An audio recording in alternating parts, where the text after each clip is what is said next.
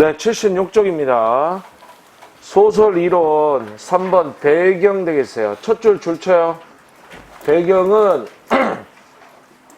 행위와 사건들이 일어나는 시간적이고 공간적인 구체적인 정황을 말한다. 그래서 이 소설의 배경은요, 작가의 의도적인 선택으로 소설 속에서 독특한 기능과 역할을 수행합니다. 자, 그러면 배경의 종류 나와요. 네, 그거는 뭐 자연적 배경, 사회적 배경, 심리적 배경, 상황적 배경 중요한 거 아니고요. 아래쪽 2번에 배경의 기능 나오는데 요거는 별표 한번 치세요. 6가지가 나오는데요. 그 중에서 이제 3가지가 되게 중요한 건데 그 중요한 거를 좀 보겠어요. 2번 밑줄. 작품의 전반적 분위기를 조성한다. 배경 자체가 소설 작품의 전반적 분위기를 조성할 수 있어요. 여기 봐요. 예를 들자면 2번의 예가 되겠어요. 네, 많이 우리 예로 드는 바로 현진건의 운수 좋은 날.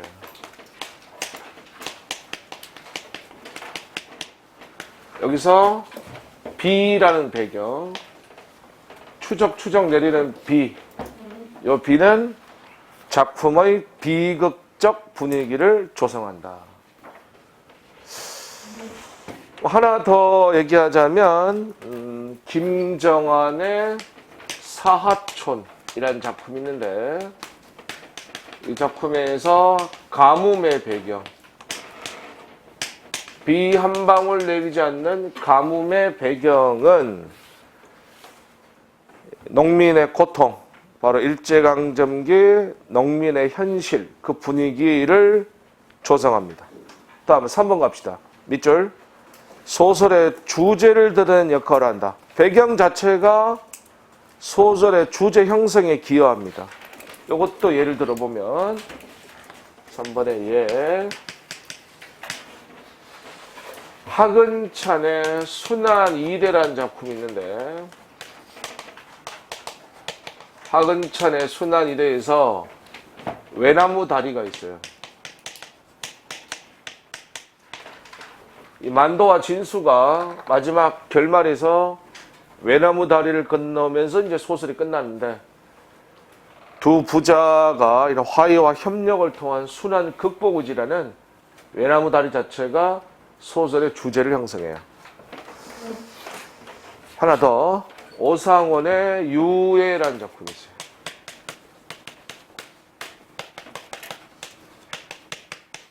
여기서 눈.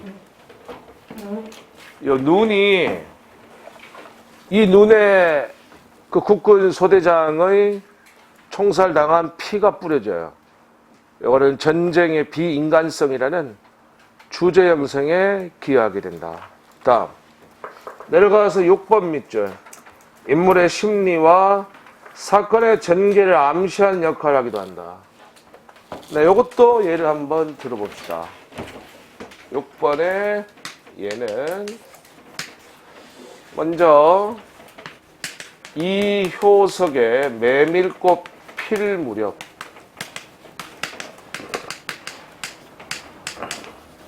네, 이 작품에서 봉평에서 대학까지의 메밀꽃이 흐드러지게 피어있는 산길의 그런 배경, 풍경은 앞으로 전개될 사건 전개를 암시하는 그런 역할을 해요. 그 다음에 하나 더 예를 들면 김승옥의 무진기행.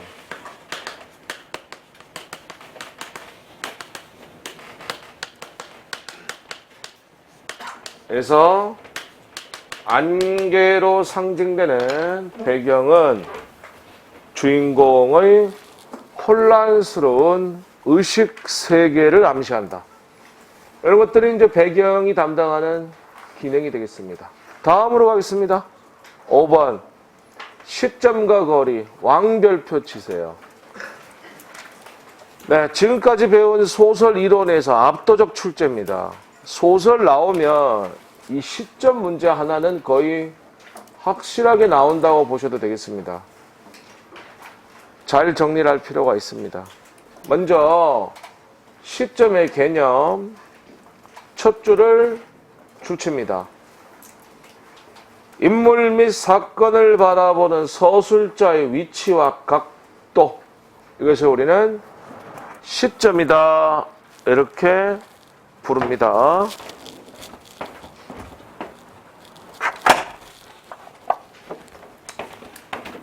주목 이쪽 봅시다. 잘 듣습니다. 시점에 대해서 얘기하겠습니다. 자, 시점의 정의는, 소설의 시점의 정의는 소설에서 말하는 사람을 서술자라 그래요. 서술자의 위치와 각도다. 그래서 우리는 시점이라고 부릅니다. 그래서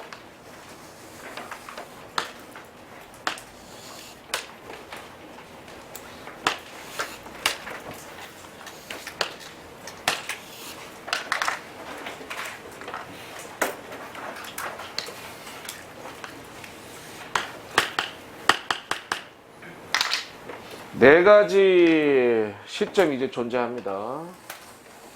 설명을 한번 들어봅시다. 첫 번째, 기준 두 개가 있는데요. 첫 번째 기준은 서술자의 위치가 되겠어요. 위치. 서술자의 위치다. 그래서 이 서술자가 어디에 있냐는 얘기지.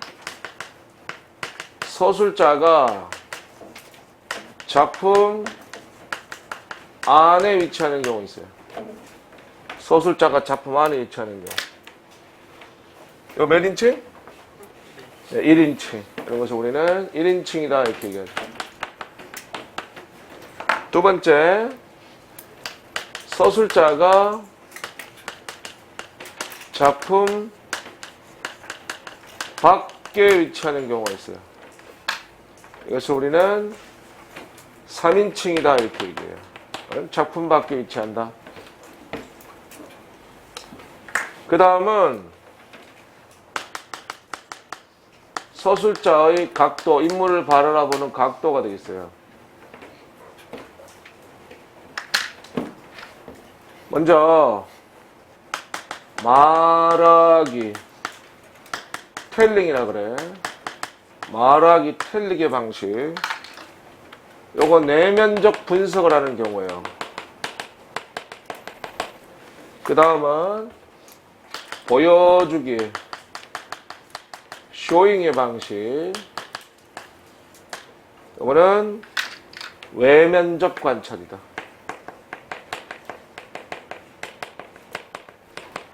외면적 관찰.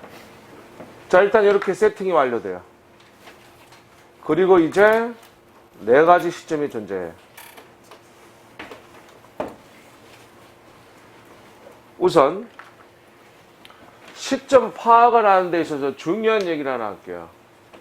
시점 파악하는 데 있어서 제일 중요한 거는 뭐라는 말을 찾아야 되죠? 나. 요 말이 제일 중요해. 요 말이 굉장히 중요한 거야. 나란 말을 먼저 찾아야 돼. 지문 속에서. 나란 말이 등장하면 일단 몇 인칭? 1인칭이야. 1인칭이다. 요걸 찾는 게 시점 파악에서 제일 중요한 관건이야. 나란 말이 있으면서 자기 자신의 이야기라는 거. 이게 바로 1인칭 주인공 시점이에요. 나란 말이 등장하면서 주인공을 관찰하는 거. 이게 바로 1인칭 관찰자 시점이에요. 됐습니까? 그러면 나란 말이 없다. 나란 말이 없고 그대, 그녀, 영희, 철수 인물 이름이 나왔다. 이거는 이제 3인칭이야. 이때 서술자가 작품 밖에 위치하면서 이런 말이 있고 인물의 내면을 분석하고 직접 개입하는 거. 여기 바로 그 유명한 전제적 작가 시점이에요. 그렇지 않고 객관적인 거리를 유지하면서 관찰하는 게 바로 3인칭 관찰자 시점이다. 이거 다른 말로 작가 관찰자 시점이다 라고도 합니다. 주목. 여러분, 소설의 시점 4개의 이제 특징을 볼 텐데 이 얘기부터 하고 갑시다. 소설의 시점 4개 가운데 제일 많이 등장하는 시점, 제일 많이 나오는 건 뭘까요? 압도적인 비중인데 소설이 만약에 100편 정도 있다 그러면 한 60편 이 시점이에요. 그게 바로 뭘까요? 전제적 작가 시점이에요. 압도적인 비중이다. 그 이야기는 전제적 작가 시점이 시험에서 제일 잘 나오겠습니다. 그렇죠? 그럼 반대로 거의 희박한 시점, 거의 그 드문데 시험에 거의 나온 적이 없는 시점이 하나 있어요. 지금까지 출제된 적이 거의 없어요. 그러니까 작품 편수 자체가 거의 희박해.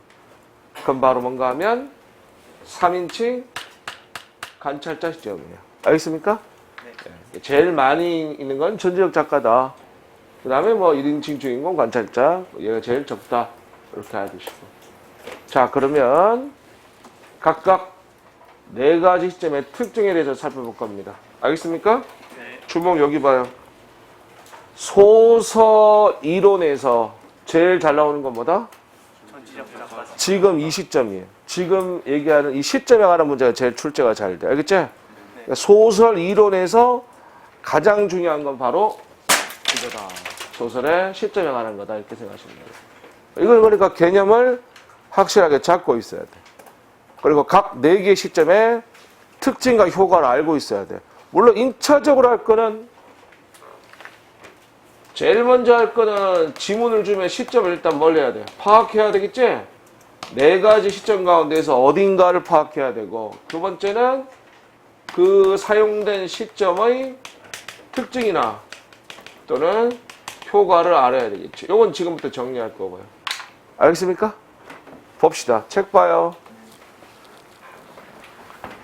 자, 박스표 있나요? 네, 박스표 별표고요. 서술자 위치와 각도다 이렇게 갈 수 있겠고요. 4가지 시점 표로 정리됐고요. 설명 다 있어요. 하나씩 보겠습니다. 1번 1인칭 주인공 시점 밑줄. 주인공 나아가 자신의 이야기하는 시점이다. 자기 자신 이야기하는 거예요. 중요한 거 출첵했어요. 동그라미 1번 밑줄. 독자에게 신뢰감과 친근감을 준다. 2번도 밑줄. 주인공의 내면 세계를 그리는데 효과적이다. 가로 열고 주관성이라고 적습니다. 주관성. 독자는 주인공이 본 것, 느낀 것만을 알게 된다. 형식은 일기체, 수필체, 기획문체, 서간문체. 서간문은 편집글을 말하는 거야. 주목. 1인칭 주인공 시점의 가장 큰 특징은 바로 주관성이 있다는 거야. 자기 자신 이야기다. 그래서 자기 자신의 내면 제시를 나타내는데 효과적이다. 아래쪽에 얘가 나와요. 오상원의 유해라는 작품입니다. 나란 말 있는지 찾아주세요. 있죠? 두 번째 줄에 있으면 찾았으면 동그라미 치세요. 나란 말 동그라미 치는 순간 일단 1인칭이다 파악이 돼야 되고, 나만의 피를 흘리며 흰눈 움켜진 채 신음하다 영혼의 묵살되어 묻혀갈 뿐이다. 전 근육이 경련을 일으킨다 추위 탓인가. 귀쾌한 냄새가 또 코에 스민다. 나만이 아니라 전에도 똑같이 이렇게 반복된 것이다. 싸우다 끝내는 죽는 것 그것뿐이다. 이렇게 얘기했어요. 자기 자신 이야기를 하고 있습니다. 그렇죠? 네. 전형적인 1인칭 주인공 시점의 특징을 알 수 있어요. 교재 오른쪽 알맹이 상단 봐주세요. 1인칭 주인공 시점의 주요 작품입니다. 김유정의 봄봄, 동백꽃, 최서의 탈출기. 이 탈출기는 편집글 형식, 서간문체로 되어 있어요. 이문고의 관천숙필, 알퐁스토드의 별, 이 별은 일기체 형식이야. 김승옥의 무진기행, 제목에서도 나오듯이 기행문체 형식이에요. 2박 3일간의 무진에서의 기행문이야. 이상의 날개, 오상원의 유의 이런 작품이 대표적인 1인칭 주인공 시점이다. 다음, 원위치 두 번째. 1인칭 관찰자 시점 밑줄. 나가 관찰자 입장에서 주인공에 대해 이야기하는 시점이다. 여기서 서술자는 관찰자가 되겠습니다.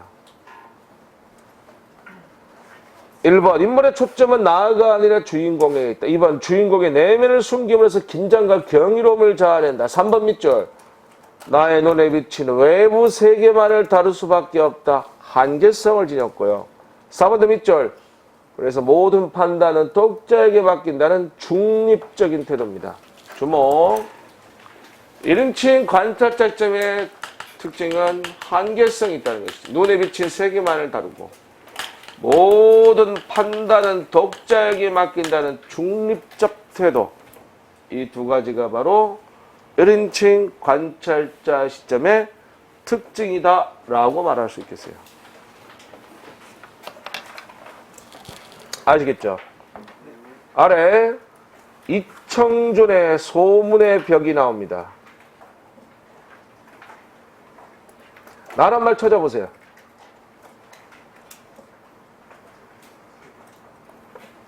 나란 말 있다, 그치? 네. 찾았으면 동그라미 세 번째 줄. 일단 1인칭. 나에게는 그렇게 생각되고 있었다. 박준 밑줄 쳐줘요. 거기 주인공이야. 주인공이라고. 나가 관찰자이자 서술자고 박준이 주인공이야. 그래서 나가 박준이란 주인공을 관찰하고 있어요. 1인칭 관찰자 시점이에요. 오른쪽 알맹이 1인칭 관찰자 시점의 주요 작품 주요섭의 사랑손님과 어머니. 이 작품 서술자가 6살 난 아이 오키입니다. 그렇죠? 네. 주목. 1인칭 관찰자 시점의 특징을 가장 잘 보여주는 작품이죠. 사랑손님과 어머니. 6살 난 아이 오키죠? 그 내용 대충 아십니까? 24살 먹은 청산가부가 어머니죠. 그 집에 체육교사가 하숙도로입니다. 그렇죠? 사실 따지고 보면 엄마랑 체육교사랑 아저씨랑 둘이서 썸 타는 이야기죠. 단 6살은 아이 눈에는 보여요, 안 보여요? 안 보입니다. 근데 그 글을 읽는 독자들은 다 알고 있죠. 둘이서 썸 타고 있는 거, 그렇죠? 안 보여요. 어린아이의 시각에서, 순수한 시각에서 보고 있어요. 눈에 비친 세계만을 다루는 한계성. 모든 판단은 독자에게 맡겨. 독자들은 다 알고 있어. 아, 둘이서 썸 타고 있구나. 애 눈에는 안 보입니다. 그렇죠? 예, 애꿎은 계란만 자꾸 처먹으라 그러죠. 김동리의 화랑의 후예, 최만식의 치숙, 여른길의 장마, 주목. 여기 봐요. 저를 봐요. 유능길 장마. 유능길의 장마. 이것도 1인칭 관찰자 시점이에요. 알겠습니까? 네. 이 작품도 어린아이 나가 등장합니다. 역시 1인칭 관찰자 시점으로 나의 눈에 비친 세계를 얘기하고 있다. 알겠습니까? 예. 네. 과거를 회상해서 과거에 있는 나의 이야기가 회상되는 소설이에요. 알겠죠? 다음. 박안서의 그 여자네지, 현진건의 고향, 이청준의 소문의 벽 모두 1인칭 관찰자 시점이 되겠습니다. 아시겠죠? 네. 아래쪽 문제 하나 있어요. 소설 사랑손님과 어머니의 시점에 대한 설명을 옳은 것은 1인칭 관찰자 시점이라고 했지?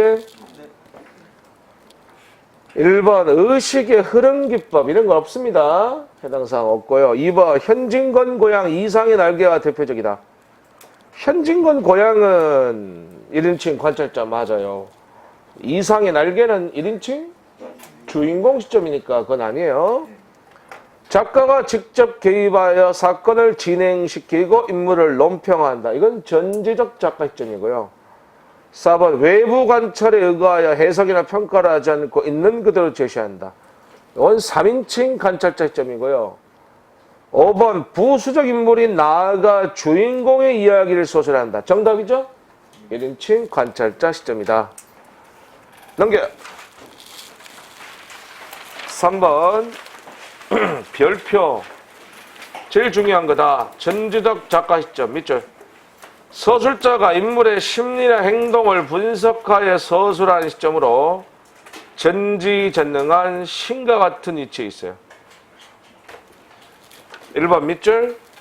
서술자가 작품 속에 직접 개입, 동그라미. 그 말이 제일 중요해. 직접 개입하여 사건을 진행시키고 인물을 논평한다.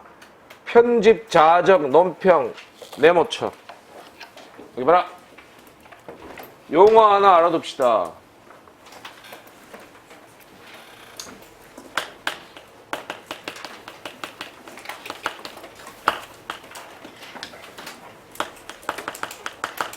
편집, 자적, 논평. 다른 말로는 서술, 자적, 논평이라고도 해. 이것은 서술자의 직접 개입이다. 서술자가 직접 개입해서 분석하고 비평하고 판단을 내리는 거. 이런 걸 편집, 자적, 논평이라고 그래요. 그래서 중요한 거는 이 편집, 자적, 논평이 나타나는 게 바로 뭐다? 전지적 작가점이다.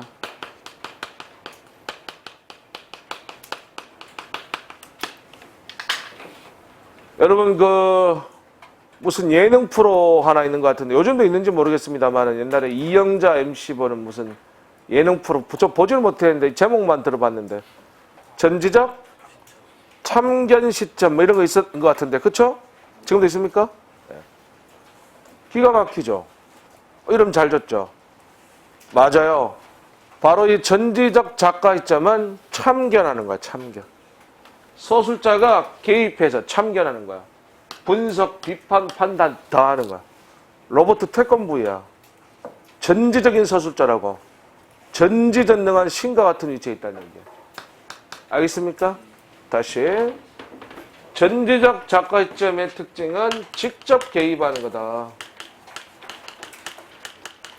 직접 개입해서 분석, 내면을 분석하고 비평하고 판단까지 내린다 이 말씀이에요. 알겠습니까? 얘가 제일 중요하다고 아까부터 계속 얘기했어요. 특징을 잘 알고 있어요. 알겠습니까? 네. 주목. 이런 시험 문제 나올 수 있습니다. 여기 봐요. 다음 글에서 편집, 자적, 논평이 나타난 곳이 아닌 것은 이 문제를 풀기 위해서는 편집, 자적, 논평이 뭔 말이냐부터 개념이 알아야 되겠지? 방금 정리해 줬어요. 편집, 자적, 논평은 전지적 작가 시점으로 서술자가 직접 개입해서 분석, 비평, 판단 내리는 것이 바로 편집, 자적, 논평이다 이 말씀이에요. 알겠습니까?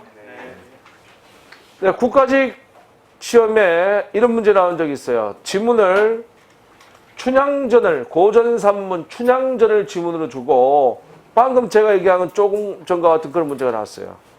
편집자적 논평이 나타나지 않은 곳은 답이 되는 부분은 서술자가 개입한 부분이 아니라 등장인물 춘향이 직접 대사하는 장면이 답이었던 거예요. 그건 편집자적 논평이 아니거든. 나머지 부분은 서술자가 개입해서 그 인물의 내면을 분석하거나 또 비평하거나 판단하거나 요약하거나 이렇게 했어요. 그럼 개입이 된 거니까 편집자적 논평이 나타나는 부분이에요. 알겠죠? 책 봐요. 2번 작가가 자신의 사상과 인생관을 직접 대낼 수 있다. 3번 독자의 상상적 참여를 제한할 가능성이 있다. 밑에 얘가 나옵니다. 황순원의 별이 되겠어요. 나란 말이 있는지 찾아봐요.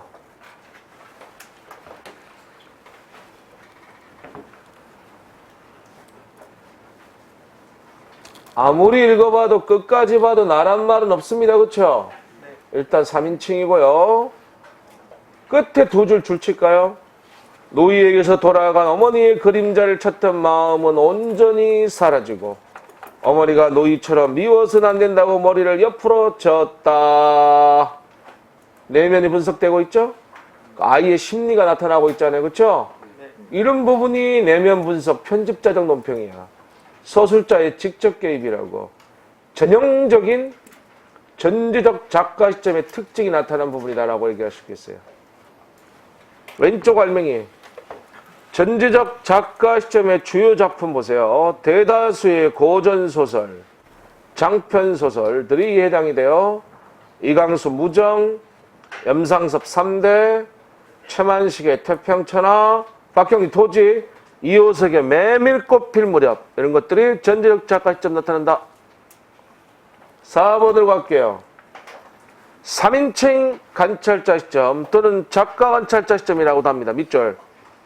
작가가 외부 관찰자, 그러니까 제3자의 입장에서 객관적으로 서술한 시점이다. 1번 밑줄. 매우 극적이고 객관적인 특성을 지닌다. 2번 서술자 태도가 객관적이므로 독자의 상상력이 개입할 부분이 많다. 보로 3번 달고 하나 더 적어요. 등장인물과 눈 높이가 같아서 내부 심리 묘사 불가능. 등장인물과 눈 높이가 같아서 옆에 조는 사람 깨워줘. 적고 졸라 그래. 적을 땐 적어야지. 야, 빨리 적어라 너. 야, 적고 졸아라. 3번 등장인물과 알려줘라 앞에 사람. 눈높이가 같아서 내부 심리 묘사 불가능.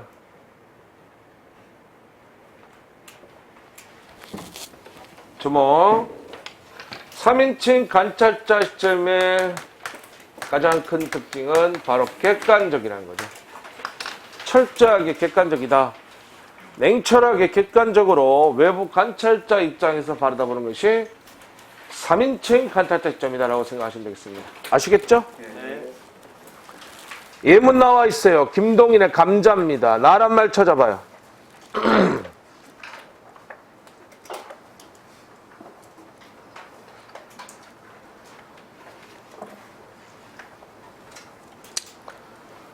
'없죠. 아무리 봐도. 그쵸? 3인칭이고요. 이것은 복녀와 왕서방의 싸움, 다툼 장면인데 객관적으로 관찰하고 있는 3인칭 관찰자 시점이에요. 왼쪽 알맹이 3인칭 관찰자 시점의 주요 작품 봅시다. 황순원의 소나기, 김동인의 감자, 염상섭의 두파산, 세 작품. 그 정도예요. 거의 손으로 꼽을 정도다. 알겠습니까? 문제로 좀 확인을 해볼 텐데요. 연습을 좀 해봅시다.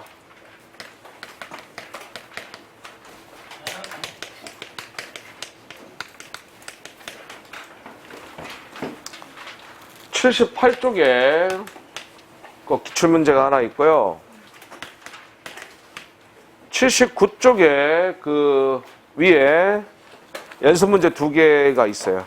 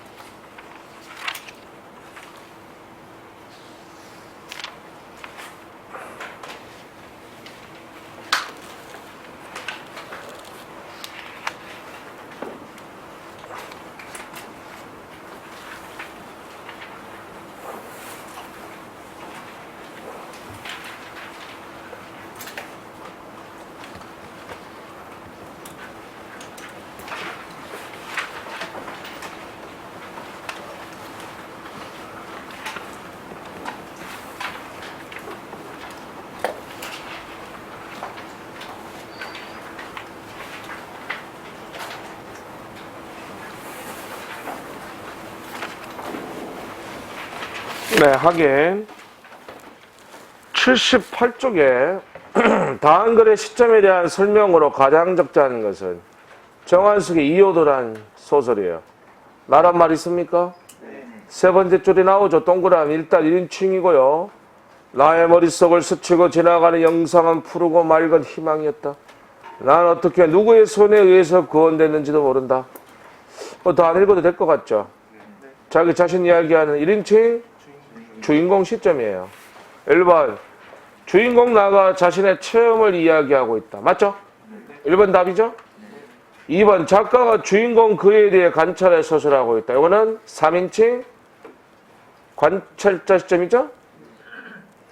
3번 작가가 제3의 인물 그에 대해 자세히 묘사하고 있다. 이거는 전제적 작가 시점이고요. 4번 주인공 나가 다른 인물에 대해 관찰해 서술하고 있다. 이거는 1인칭 관찰자 시점입니다. 다음 79쪽에 시점 파악 연습 문제 1번. 네, 요거는 지문이 김유정의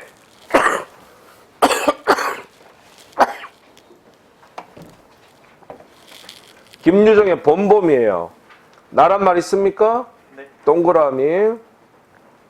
요거는 1인칭 주인공 시점이고요. 2번은 시문의 상록수 되겠죠. 79쪽 오른쪽 알맹이야. 시문의 상록수. 나란 말 없죠? 영시는 이렇게 됐고 내면 분석되고 있어요. 전지적 작가 시점이야. 원위치 하겠습니다. 78쪽에 3번 거리 별표. 첫 줄 줄쳐. 서술자와 인물, 독자 사이의 심적 거리로 심적 거리, 그까지 밑줄 치면 돼. 그리고 박스 표 나오고요. 79쪽에 설명 나오는데 이거 좀 어려워요. 복잡해서 제가 표로 하나 알려드릴게요. 79쪽에 그림 나옵니까? 네. 별표. 요거는 제가 특허낸 거예요. 대한민국 그 어떤 책에서도 볼 수 없는, 왜? 제가 만든 그림이니까. 그 그림으로 거리 개념을 이해할 거예요. 그러니까 이걸 설명해 줄 수 있는 사람은 저밖에 없다 이 말씀이야. 왜? 내가 만든 거니까. 여러분은 제 설명을 들으셔야 됩니다. 주목. 요 시점이 나오면 같이 나오는 게 거리예요. 시점과 거리. 요 거리라는 것은 이제 정서적인 친밀도를 말하는데 가깝다와 멀다로 이렇게 표시를 하죠. 세 가지 축이 있습니다. 설명을 잘 듣고 여러분들 연습해서 한번 그려보셔야 돼요. 그래서 거리 문제가 나오면 요 그림을 딱 그려놓고 보고 풀어야지 실수 안 합니다. 아시겠죠? 잘 봐. 여기에 서술자가 있어요. 서술자. 서술자가 있다. 여기에 인물이 있어요. 인물이 있다.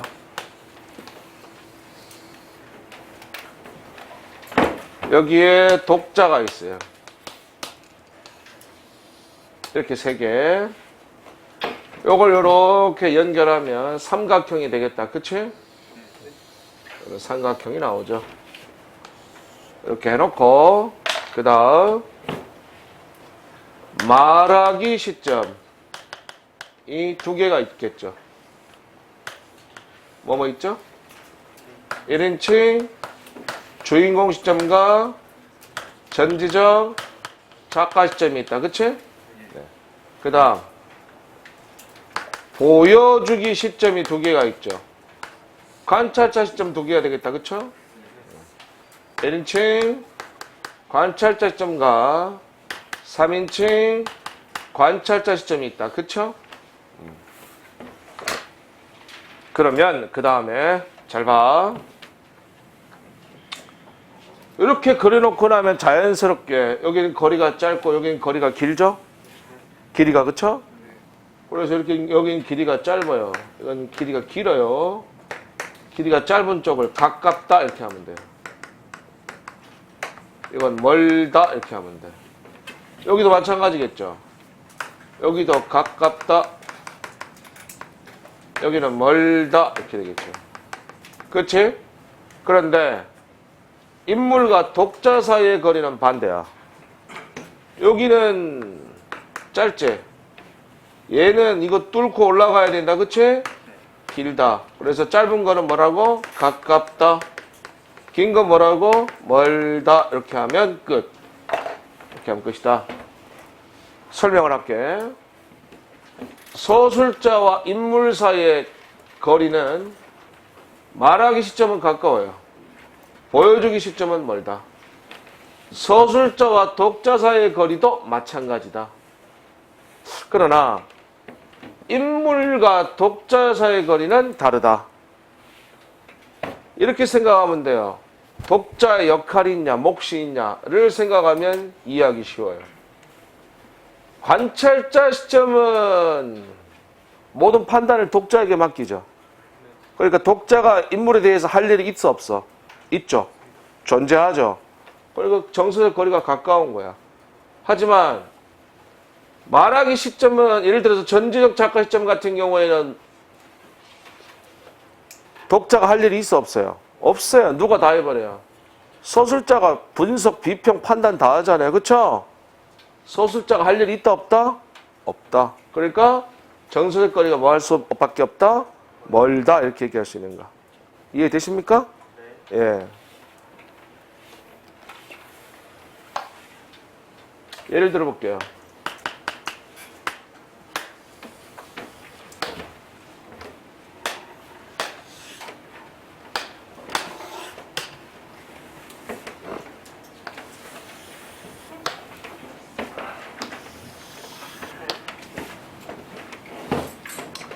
자, 두 작품을 예를 들겠습니다. 먼저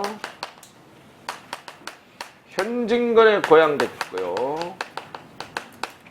또 하나는 최만식의 태평천하 되겠어요.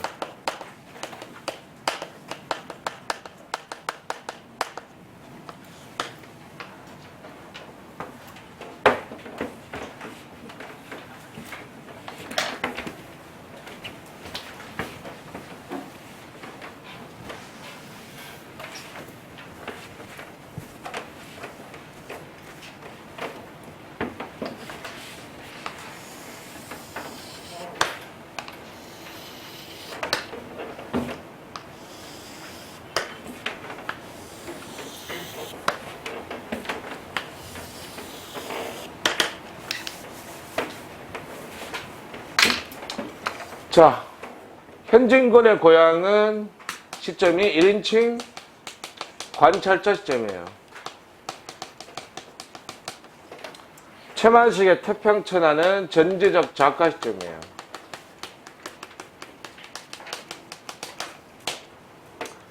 이제 세 가지를 말할 수 있어야 돼. 먼저 첫 번째, 서술자와 인물 사이의 거리.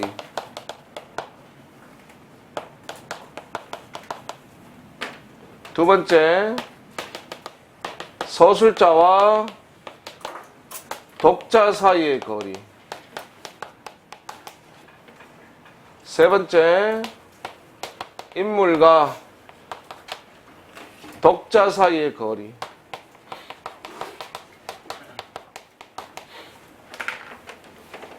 가깝다와 멀다를 표시할 수 있어야 돼.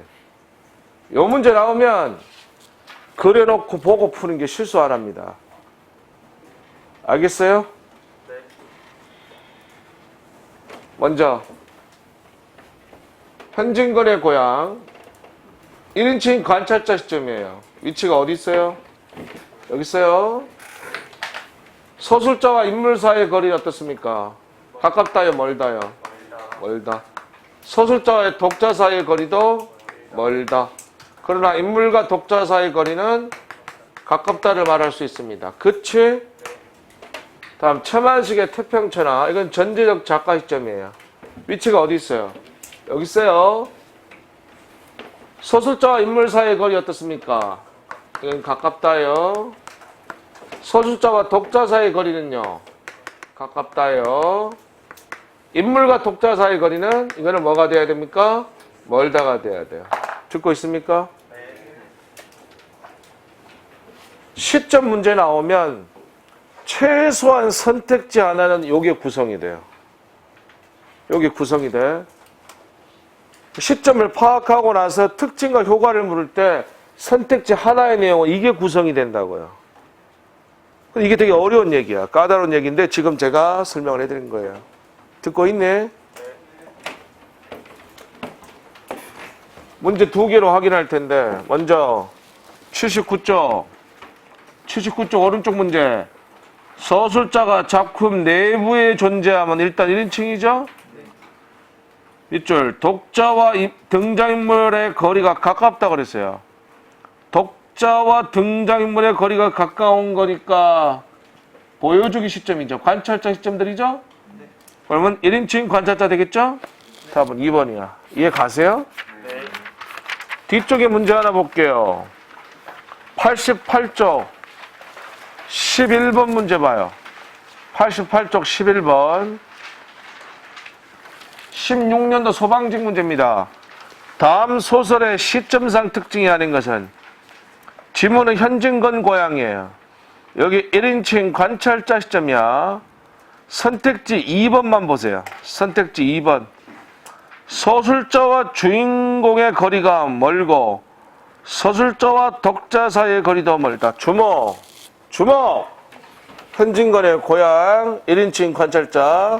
서술자와 인물 사이의 거리도 멀고 서술자와 독자 사이의 거리도 멀다. 맞지? 에? 나는 분명히 말했어. 1인칭 관찰자 시점. 서술자와 인물 사이의 거리도 멀고 서술자와 독자 사이의 거리 멉니다. 알겠죠? 나는 분명히 이야기했어요. 인물과 독자 사이의 거리는 가까워요. 알겠어요? 다음 원위치 79쪽 6번 소설의 갈래. 요거는 뭐 중요한 건 아니고 참고로 보시면 돼요. 팩트 체크만 하면 돼. 분량에 따른 갈래. 1번 장편소설. 이 장자가 손바닥 장자예요. 원고지 2~30매 이내의 가장 짧은 소설 형식으로 일명 콩트라고 불러요. 2번 단편소설. 원고지 50에서 100매의 비교적 짧은 분량 소설이고요. 3번 중편소설. 원고지 200에서 500매 분량의 소설이고요. 4번 장편소설. 한자 긴 장자로 원고지 1000매 이상의 긴 분량 소설이에요. 넘겨. 2번 내용과 경향에 따른 갈래. 1번 대하소설. 장구한 시간의 흐름 속에서 이루어지는 방대한 분량의 소설로 한 10권짜리 이상 되겠어요. 박경리 토지 이게 16권짜리고요. 홍명희 인꺽정 이게 10권짜리예요. 2번 빈공소설. 주로 가난한 삶을 다룬 그런 소설로 우리 소설사에서는 1920년대 일제강점화 현실이 주로 빈공소설의 배경이 돼요. 최서희의 탈출기, 현진건의 빈처, 김동인의 감자. 3번 가족사 소설. 한 가족의 흥망성쇠 내력을 다룬 소설로 연대기 소설의 형식을 띠고 있어요. 박경리 토지, 염상섭 3대, 김남천의 대화입니다. 4번 서간체 소설은 편집글 형식의 소설로 자기 고백적인 내용입니다. 최서의 탈출기, 이광수의 어린 버색에. 5번 번안소설은 외국의 소설을 각색해 옮긴 것으로서 장안몽, 이 조중환의 장안몽인데 일명 이수일과 심순애라고 하죠. 내려가서 알맹이 박스. 고전소설과 현대소설의 차이점, 특히 고전소설 별표. 주제는 권선징악을 내세웁니다. 권선징악 밑줄. 여기 봐요. 이 기본적인 한자성어인데 이거 시험 문제 나온 적 있는데 모르시면 안 돼. 권선징악 뜻이 뭐예요? 선한 걸 원하고 착한 것을 원하는. 착한 거, 선자, 착한 것을 권하고 나쁜 사람은 벌을 주는 거야. 이게 권선징악이 알겠습니까? 네. 착한 사람은 복을 받는 거고 나쁜 사람은 벌을 받는 거야. 그 다음 결말은 거의 모두가 밑줄, 행복한 결말, 해피엔딩으로 끝이 나고요. 문체는 암기와 낭독에 편리한 운문체. 표현 기교는 과장과 나열, 한문 문장이 빈번히 삽입되어 있고요. 등장인물은 시종 일관, 전형적 평면적 성격이고 구성 방식은 거의 시간의 순서에 의한 밑줄, 일대기적 구성이에요. 그 세 개가 중요해요. 밑줄 친 거. 거기 왼쪽에 가로 놓기로 나올 거예요. 가로 채워봐요. 고전소리에 대한 설명이다. 빈칸에 알맞은 말을 쓰시오. 1번. 주제는 대부분 권선징악이다. 2번. 어떤 결말? 행복한 결말이다. 3번. 주인공이 태어나 죽을 때까지 이야기를 다루는 일대기적 구성이다. 알아둬야 돼. 그 다음. 의식의 흐름 기법. 앞에서 한번 했었죠. 정해진 구조, 사건 연계 무시하고 주인공의 내면 의식의 흐름을 중심으로 기술하는 방법이다. 생각나는 대로 막 써내려가는 것이죠. 주요 작품 알아둬야 되지? 오상원의 유해, 이상의 날개, 박태원의 소설가 구보시의 일일. 다음 페이지. 몽따주 기법, 일명 짜깁기 수법이라고도 하는데 한 시점 동안 여러 곳의 상황을 겹쳐서 기술하는 방법이에요. 다음 파노라마식 묘사, 카메라로 찍듯이 쫙 펼쳐서 외면 풍경을 묘사하는 기법이야. 일명 카메라 아이 기법이라고도 해. 이때 아이는 영어 아이, 눈 아이를 말해요. 대표적인 작품이 박태원의 천변 풍경 되겠는데 1930년대 서울 청계천변을 중심으로 살아가는 가난한 서민들의 일상을 그린 소설이거든. 카메라로 찍듯이 쫙 일상의 삶들이 펼쳐져 있어. 파노라마식 묘사다 이렇게 말할 수 있습니다. 알겠습니까? 네. 자, 여러분 이렇게 해서 소설 이론 마치겠습니다.